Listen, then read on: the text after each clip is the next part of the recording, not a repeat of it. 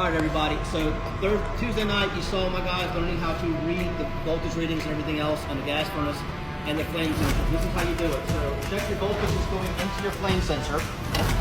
Pull your flame sensor wire. Put your meter to volts AC.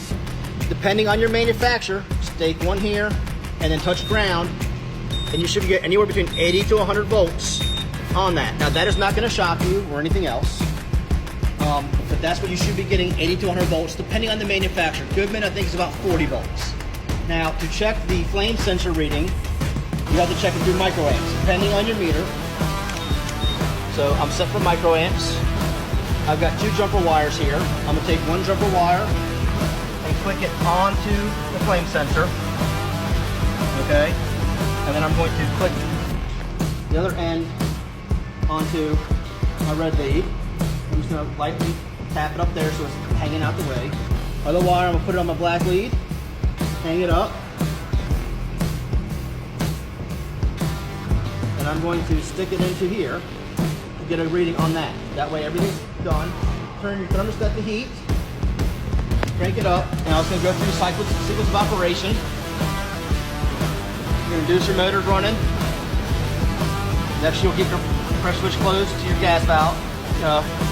Igniter.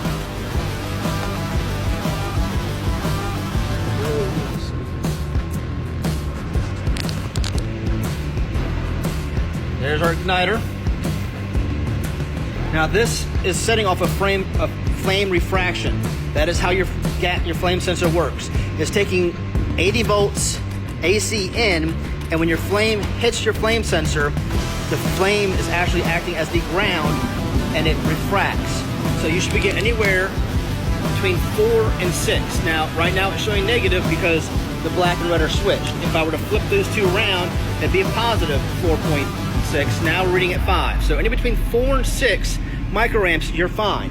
As you can see, your refraction is happening because your flame is hitting your flame sensor, and the flame is actually getting the voltage and is grounding through the flame.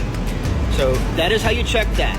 If you don't have your proper voltage coming in to your flame sensor, you're not going to get your proper readings. Also, if your flame sensor is dirty, you're not going to get your proper readings. So, basically, this is how you check those two things. It's a great service. Check your power coming in. Make sure this is good. Check your flame refraction, and you should be good to go. Feel free to ask questions.